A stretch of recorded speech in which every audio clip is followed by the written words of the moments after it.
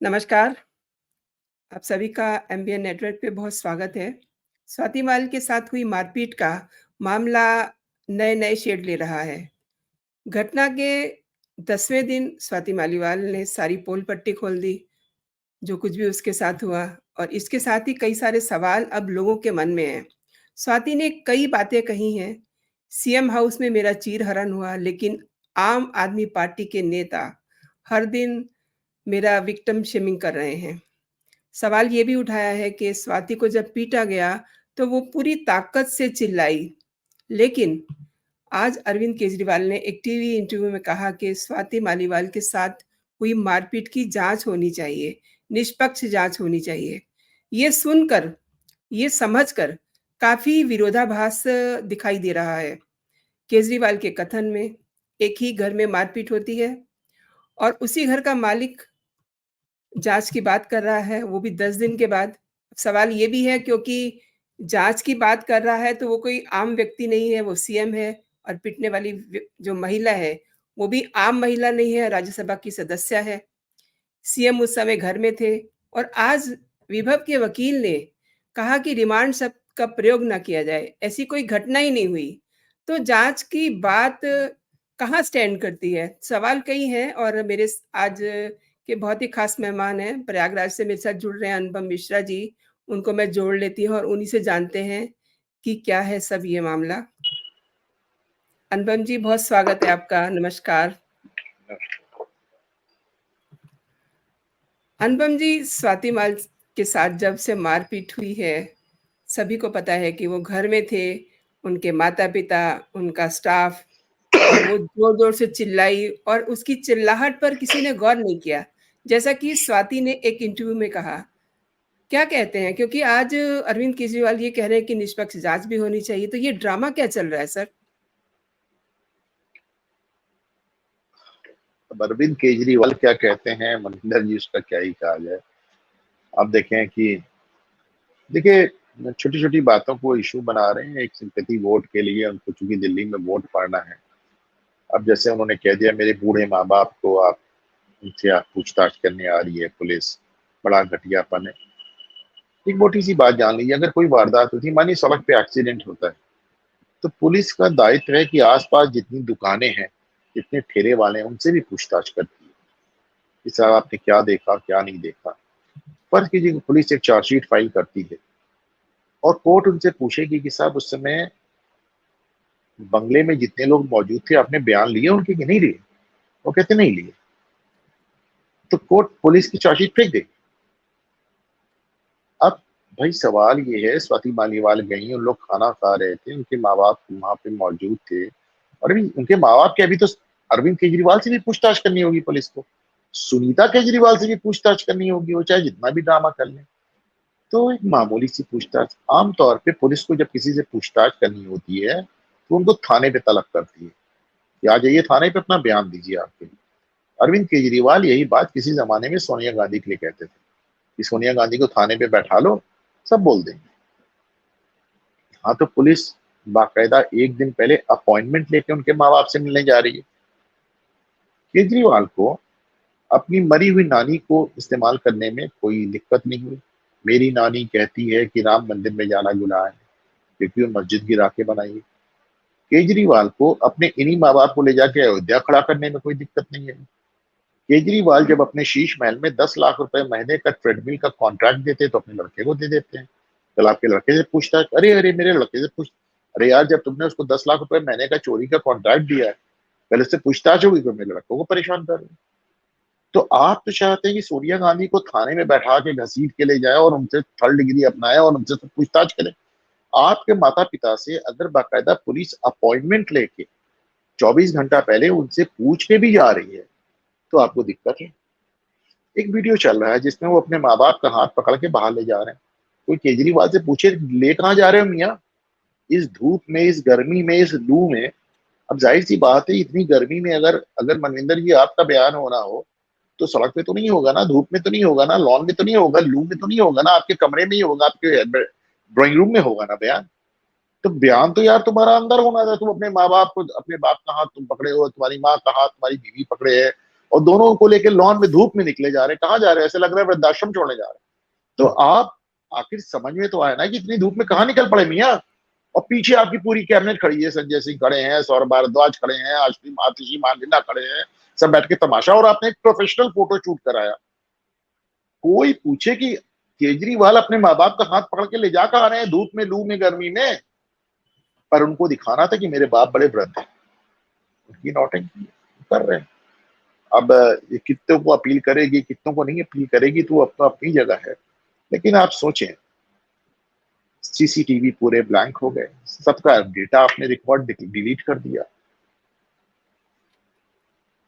2-2, 250 iPhone आपने जला डाले, जो आईफोन बचा उसका पासवर्ड नहीं दे रहे हैं। विभव कुमार को गिरफ्तार किया, उन्होंने भी अपना आईफोन फॉर्मेट कर डाला, डेटा कहीं बंबई में भेज दिया। सीसीटीवी का पूरा डीवीआर आपने डिलीट कर डाला, उसमें कोई डेटा नहीं बचा, सीसीटीवी की जगह तक आपने बदल दी। मुख्यमंत्री आवास में सीसीटीवी लगा हुआ, उसमें कोई डेटा ही नहीं बचा, कोई डेटा ही नजर नहीं आ रहा। तो मतलब ये बदमाशी की और शैतानी की हद है। और ये अपनी केजरीवाल की कुछ मुकद्दर है कि ऐसे समय में उनको जुडिशियल सपोर्ट भी मिल जाता है, जजेस का समर्थन भी कुछ मिल जाता है। पर मेरा अपना मानना है कि Kejriwal is on the down swing, और अब वो ढलान पे हैं। पिछले 3 चुनाव जो उन्होंने लड़े हैं, मध्य प्रदेश, छत्तीसगढ़ और राजस्थान में, तीनों जगह उनको नोटा से कम वोट मिले हैं। और नोटा से कम नहीं, नोटा से आधे वोट मिले हैं। मैं मानना है कि केजरीवाल की राजनीति ढलान पे है, और वो कितना भी नाटक कर ले, अब ये ड्रामे बहुत दिन चलने वाले हैं। अनुपम जी, एक और बात है, राजनीति बदलने आए थे और राजनीति के बहुत शातिर खिलाड़ी हैं, लेकिन सवाल ये भी है कि गलती कहाँ से हो गई? आई मीन ये जो कुछ भी हुआ, उसकी स्क्रिप्ट बदल गई या ड्रामे को ऐसे ही डिज़ाइन किया गया था? आई मीन सीएम हाउस में सीएम का पेस, सीएम की ही काफ़ी नज़दीकी रही स्वाति। अब इसके रेपरकशन भी केजरीवाल को ऑब्वियसली पता होंगे। नहीं पता होंगे, नहीं पता होंगे। देखिए, केजरीवाल की एक डिक्टेटोरियल प्रवृत्ति के आदमी हैं, और उन्हें कोई भी काम, जब उन्हें मतलब एक जो भी शख्स उनसे जरा से भी डिसएग्री किया, तो उन्होंने उसको बाहर का रास्ता दिखा दिया। चाहे वो प्रशांत भूषण हो, चाहे योगेंद्र यादव हो, चाहे कुमार विश्वास हो, चाहे आशीष खेतान हो, चाहे आशुतोष हो, तो बड़ी लंबी सूची है जिन सबको। उन्होंने तो अन्ना हजारे को ठेंगा दिखा दिया, अन्ना से मिलने से ही इनकार कर दिया। तो वो केजरीवाल का अपना एक अंदाज है। एक पत्रकार ने उनके खिलाफ छापा, तो महिला पत्रकार पे SC/ST एक्ट लगा दिया पंजाब में। एक पत्रकार को मेरठ से उठा लाए, एक पत्रकार के लिए वो जम्मू तक उनकी पुलिस चली गई, वहां जम्मू पुलिस ने धर लिया, इनकी पुलिस भी धर लिया। तो ये तेजिंदर बग्गा को उठाने इन्होंने पुलिस भेजी थी। वो तो कहिए तेजिंदर बग्गा को लेकर जब पंजाब पुलिस जा रही थी, तो दिल्ली पुलिस ने बीच में उनको रोक लिया। कुमार विश्वास के लिए इन्होंने पुलिस भेज दी। तो पंजाब से जैसे इनके पास पुलिस आई, तो पंजाब पुलिस पंजाब छोड़ के हर जगह धावा करने लगी। पंजाब पुलिस ना हो गई, फौज हो गई, हर जगह वो भेजने लगे। तो ये केजरीवाल का अंदाज है, एक मदान, एक गुंडे का अंदाज है एकदम उनका।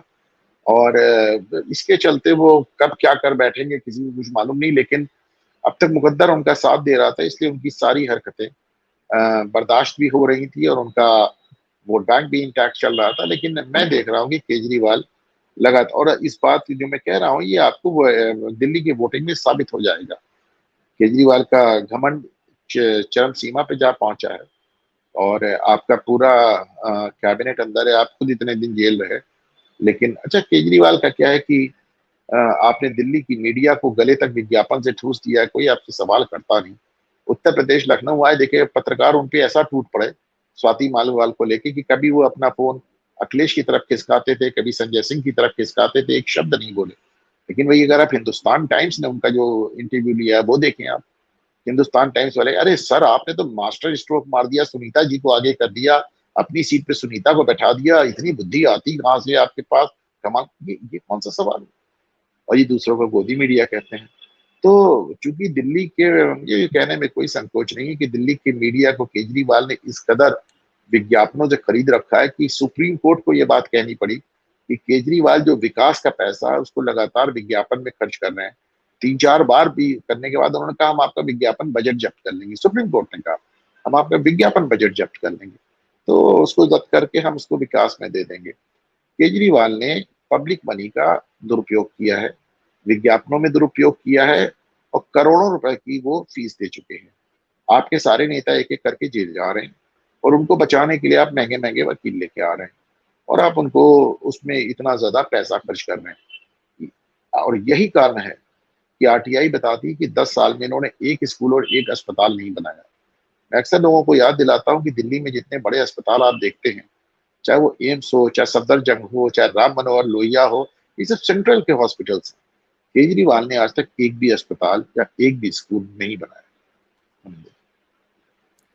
अनुपम जी, आपने बहुत बड़ी बात की है। स्वाति मालीवाल पर आते हैं, क्योंकि 20 साल से वो महिला इनके साथ काम कर रही थी।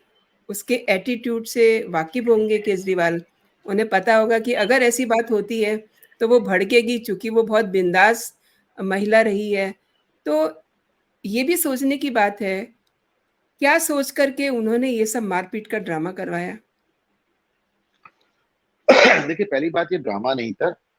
स्वाति मालीवाल को चोट खाने के 3 दिन बाद मेडिकल हुई और उसमें भी चोटें आ गई। अगर 3 दिन बाद भी चोटें मेडिकल में आ जा रही तो आप सोचिए अगर उसी दिन मेडिकल हुआ होता तो क्या हुआ होता। दूसरी बात, आज पुलिस ने कोर्ट में ये कहा है कि स्वाति को जिस तरह की मार दी गई और धारा 508 लगा भी इसलिए, मगर स्वाति को जिस तरह की मार दी गई उसमें उनकी जान भी जा सकती थी। लेकिन स्वाति मालीवाल पे भी बहुत बड़े सवाल उठते हैं मनिंदर जी। वो 3 दिन खामोश क्यों रही? उन्होंने जब वो सवेरे केजरीवाल के घर से निकली थी और जब थाने गई थी तो उन्होंने एफआईआर क्यों नहीं गिरवाई? वो लगातार पूरी दुनिया की महिलाओं के लिए लड़ती रही है। पूरी दुनिया, वो मणिपुर पहुंच सकती है वहां की महिलाओं के लिए। और जब आप खुद पिटी तो आप थाने से भागा।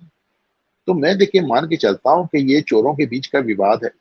और मतलब स्वाति मालीवाल को मैं कोई बहुत उन पे बहुत ट्रस्ट नहीं करता हूँ। जो महिला अपने राजनीतिक कैरियर के लिए अपने मरे हुए फौजी बाप पे यौन शोषण का आरोप लगा दे, मैं उस पर बहुत देखिए जो जो शख्स अब है नहीं, आपके बाप थे, फौजी थे, अब वो है नहीं अपनी सफाई देने के लिए, तो आप उन्हें बदनाम कर रहे हैं। तो मैं उनको बहुत ज्यादा भरोसा नहीं करता। लेकिन उन्होंने कभी सोचा नहीं होगा कि केजरीवाल उनके साथ ऐसे पेश आएंगे। अब जब पेश आ ही गए तो वो झटमट अभी भी स्वाति मालीवाल पूरी बात नहीं कह रही हैं। जब स्वाति मालीवाल बार बार कहती हैं, अपने आरोप लगाती हैं, जब उन्होंने अपने बयान में कोर्ट में कहा कि मेरे को ये कह के मार रहे थे विभव कुमार कि तुम्हारी हिम्मत कैसे हुई हमें ना कहने की।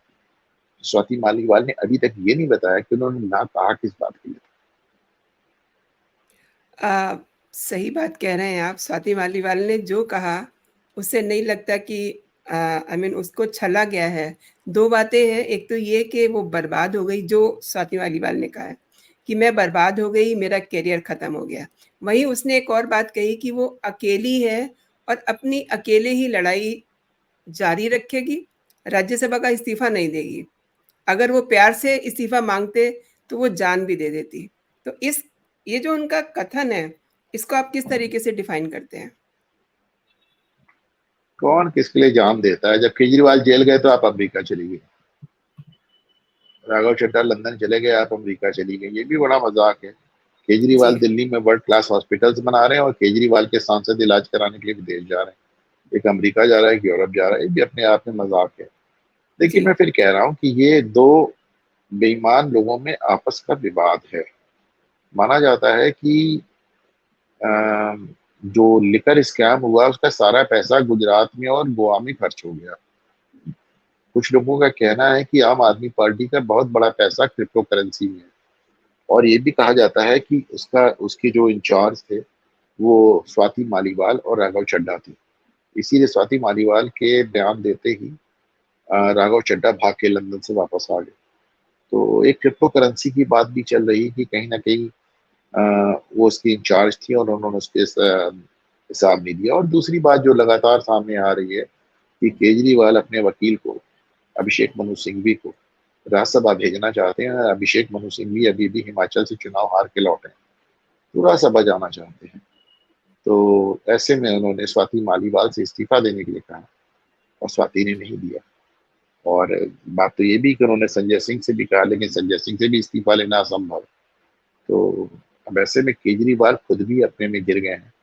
एक बात का मैं दावा कर सकता हूँ कि अगर भारतीय जनता पार्टी इस चुनाव को जीतती है और प्रधानमंत्री नरेंद्र मोदी तीसरी बार प्रधानमंत्री बनते हैं, तो आप आम आदमी पार्टी, कांग्रेस के साथ ही आम आदमी पार्टी को भी अंदर से रिवोल्ट और अंदर से टूटते हुए देखे। सर आप बिल्कुल सही कह रहे हैं, जो संकेत मिल रहे हैं, केजरीवाल एक के बाद एक गलतियाँ कर रहे हैं।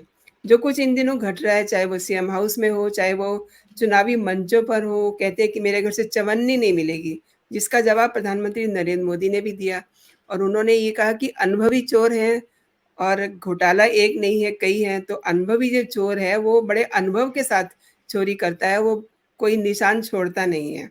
ये उनके कहने का मतलब था। कैसे देखते हैं आप इसे? क्योंकि घोटाले तो अभी पहले घोटाले को ही टच किया है, शराब घोटाला, अभी तो 6-7 घोटाले और हैं।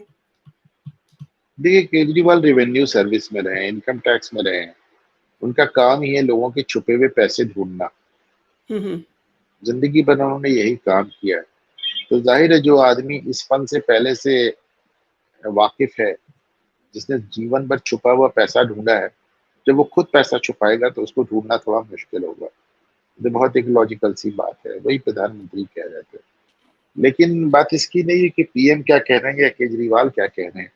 बात यह है कि आपने एक पैरोल टाइप की बेल हासिल तो कर ली 2 तारीख तक के लिए, लेकिन ये भी सच है कि आपको मेरिट पे अभी कहीं बेल नहीं मिली। आपको किसी भी कोर्ट ने अभी तक बेल देने से इनकार कर दिया। केजरीवाल बाहर निकल के अलबत्ता ये बात जरूर कहते हैं कि इस्तीफा तो मैं कतई नहीं दूंगा, चाहे मुझे जेल में रखो चाहे बेल पे रखो। केजरीवाल ने अगर सोचा होता कि उनकी पैरोल, उनकी ये छोटी सी बेल उनके ऊपर इतना गंभीर इल्जाम ले आएगी, तो शायद वो तिहाड़ में ही भले थे। आराम से वहां रह रहे थे, वेट भी बढ़ रहा था, स्वास्थ्य भी ठीक था, वहां से राजनीति भी कर रहे थे, उनकी जगह उनकी पत्नी मुख्यमंत्री बन के काम भी चला रही थी, कहीं कोई दिक्कत नहीं थी। जोड़ तोड़ करके वो बेल पे बाहर तो आ गए, पर बाहर निकलने की उनको एक ये कीमत अदा करनी पड़ी कि उनपे अब तक का सबसे गंभीर आरोप आया है। आपको लगता है कि जेल की चूँकि बात चल रही है, 2 जून को दोबारा जेल जाएँगे या कोई नया ड्रामा हम देख रहे होंगे उनके साथ? कोई बड़ी बात नहीं है। केजरीवाल के लिए इन्फोर्समेंट डायरेक्टरेट ने, ईडी ने कोर्ट में कहा कि जेल में जान के मीठा खा रहे हैं, अपना शुगर बढ़ा रहे हैं। कोई बड़ी बात नहीं कि 1 तारीख तक हम केजरीवाल को किसी अस्पताल में भर्ती देखें, वो अपना शुगर बढ़ा के 1 तारीख को किसी अस्पताल में भर्ती हो जाए। अब आप जाहिर सी बात, उनको अस्पताल से स्ट्रेचर पे उठा के तो ले नहीं जाएंगे जेल। तो केजरीवाल कोई भी ड्रामा करने में सक्षम है, और अगर ये ड्रामा भी केजरीवाल कर डालते हैं तो मुझे आश्चर्य नहीं होगा। सही कह रहे हैं, जो अपने ड्रामे में, अपनी साजिश में अपने माता-पिता का इस्तेमाल कर रहे हैं, तो वो कुछ भी कर सकते हैं। एक और बात बच्चों का सामने आ इस्तेमाल रही है। कर रहे हैं। जी, बच्चों का भी। इन्होंने अपने बेटे का भी इस्तेमाल किया है। अब एक नई बात सुनने को आ रही है, वो ये कह रहे हैं कि ये बातें अगर मैंने कही हैं कि गाड़ी नहीं लूँगा, घर नहीं लूँगा, तो आप बताइए, ये ऐसे कोई चलता है? गाड़ी तो चाहिए ही, घर तो चाहिए ही। अब ये मतलब यू टर्न ले रहे हैं अपनी बातों का। नहीं तो ऐसी तो कोई बात आज तक केजरीवाल ने कही ही नहीं ना जिसका यू टर्न ना लिया। ऐसी कौन सी उनकी तो एक बात, चाहे यमुना की सफाई हो, चाहे आरोप लगने पे इस्तीफा देने वाली बात हो, गाड़ी बंगले वाली बात हो, बच्चों की कसम खा के ये कहना हो कि कांग्रेस से समझौता नहीं करूंगा, ऐसी कौन सी बात है जिसको उन्होंने यू टर्न नहीं लिया। वो तो उन्होंने जो एक लिस्ट पढ़ के सुनाते थे भ्रष्ट नेताओं की, उस लिस्ट में एक नाम नहीं मिला जिसके वो गले ना लग गए।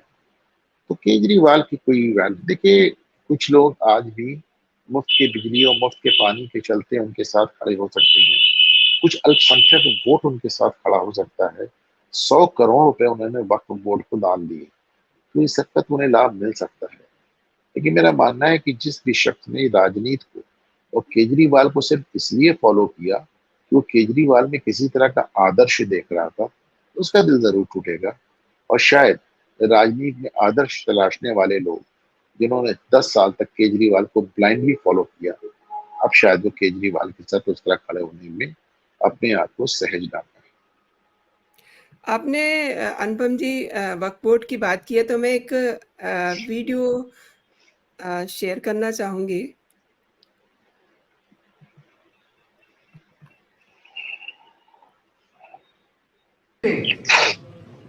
केजरीवाल भी और दिल्ली सरकार भी पूरी तरह से वक्फ बोर्ड के साथ है। आने वाला समय ये होगा जब वक्फ बोर्ड के पास इतना पैसा होगा जिसकी कोई इंतहा नहीं होगी। जो भी वक्फ बोर्ड को जब भी किसी चीज की जरूरत होगी, दिल्ली सरकार वक्फ बोर्ड के साथ है।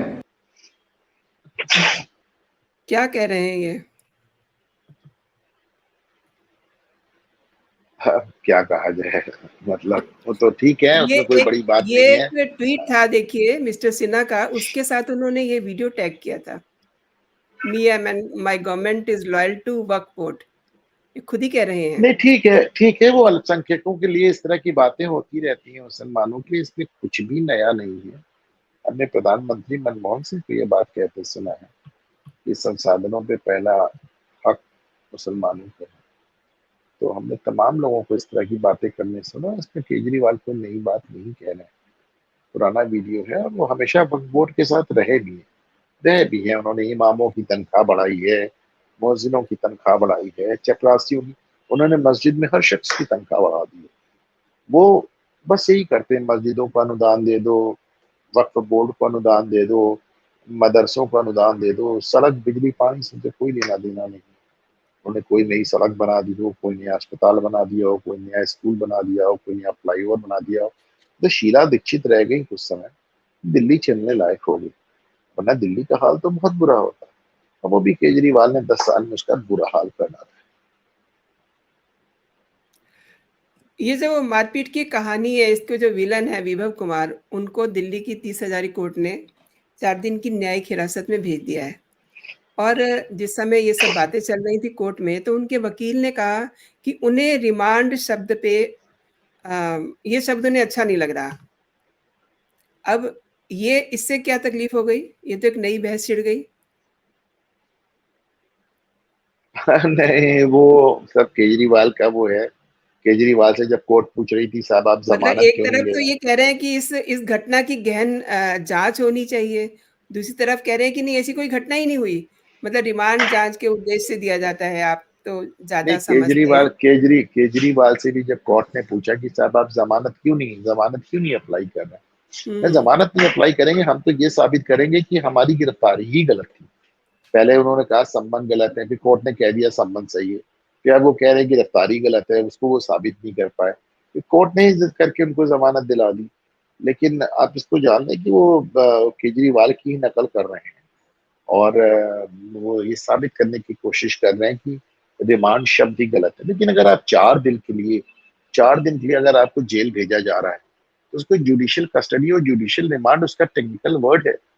अगर आपको पुलिस पूछताछ के लिए ले जाती है तो उसको पुलिस रिमांड कहते हैं।